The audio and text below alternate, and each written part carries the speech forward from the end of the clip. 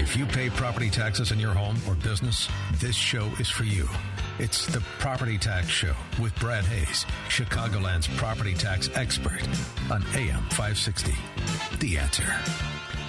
Welcome back. I'm Brad Hayes, and you're with the Property Tax Show. In the studio with me is Dr. Jay Kinzler, candidate for U.S. Congress, Illinois District 6. And before we took the break, we were talking about conservatism. What is your definition of a conservative?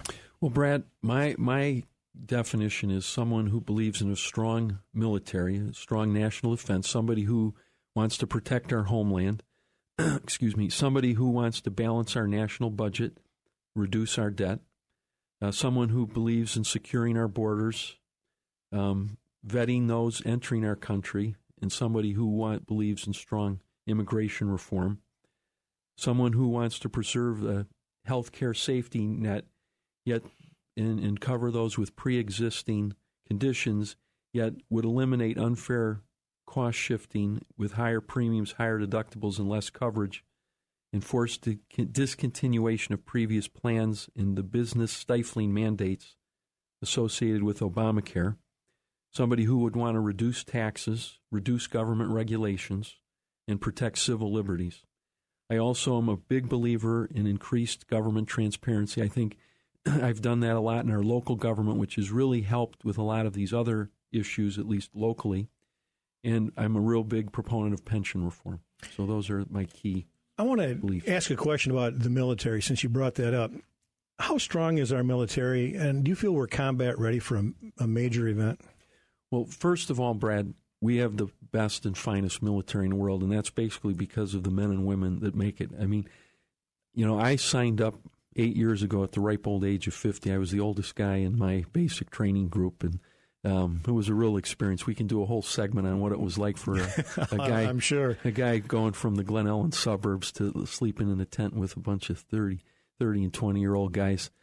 But at any rate, these guys, I've re-signed up. They called me and said, Kinzler, you got your 8 years in and you can get your honorable discharge, but we want you to sign up for more. And I asked my wife, and she says, well, you ready to quit yet? And I says, you know what? I enjoy going down there too much. I enjoy being around the guys. And I said to the Army guy on the phone, I says, well, what if I say no? He goes, Doc, we own you for life anyway. So I said, well, I guess you're not giving me much of a choice. So I signed up. So I'm still in. But at any rate, we do have the finest and best guys. I get the privilege to work with the Rangers. That's where they train down at Fort Benning. I always describe them to people as they're almost like cartoon characters. They got the big necks, the big arms, and they can do anything. I mean, they're very respectful, and they have a real attitude that anything can be done. But what's really been sad is our leadership, the people who are leading them. And I'm not talking about leadership in the military. I'm talking about leadership in Washington.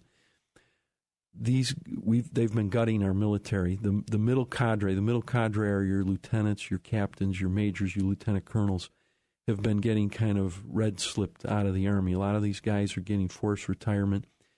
This year, I believe they got somewhat of a raise, not much, but in the last few years before that, they got 0% raises, 1% raises. Our guys in our Park District get higher raises than the guys we're sending off to Afghanistan and Iraq. And I just think that's a travesty. Mm-hmm. A lot of these guys have families back here. They have kids. They're just like everybody else. They need a certain amount of income to support their families, or they have to get out and look for other jobs. The other thing is promotions. There's been kind of a slowdown of promotions. In the military, it kind of is good for morale to give promotions. It also increases one's pay grade. Now, for me, my income doesn't really depend on my income in the military, but for these other guys, it does. Well, since we're kind of gutting it, as you said, what is it going to take to build it back up? And also, I want to talk about securing our borders too. Yeah. Well, we need a commander-in-chief, and then we need a Congress that's going to stand up to a commander-in-chief if they don't see the importance of it. Everybody sees what's happening in the world. The Middle East is on fire. Iran is launching missiles. Iran is now just released a couple days ago its first shipment of oil. They're now these sanctions have been lifted. Congress didn't even do anything to stop this. Our president just did all this on his own. We have a lot of enemies. Eastern Europe, the Russians are kind of infringing there. So we need to have a strong military. We need strong leaders that let our military do what our military can do, which is take care of us, not only abroad but here at home.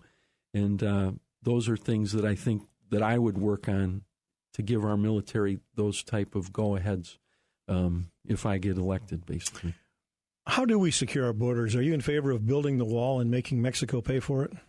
Well, I'm definitely in favor of a fence. We need some type of a physical barrier because without borders, we have no country. You cannot have a border that's just ignored by people who don't live here legally. You can't have people going back and forth. That's been a huge cost burden to taxpayers, and we just can't afford that anymore with our economy. Also, Americans still, we have a employee participation rate in this country of about 62%, which is at a 35-year low. That has a lot to do with just people, illegal and some legal immigrants that are taking away American jobs. Then there's also that social cost to the taxpayers that we basically have to kind of deal with. And so we need to definitely get a wall, a fence. We need to enforce our borders. We need to basically get people that aren't supposed to be here back to their home countries. This is Brad Hayes, the Property Tax Show. I'm speaking with Dr. Jay Kinzler, candidate for U.S. Congress. When we come back, we're going to talk about property taxes in Glen Ellen.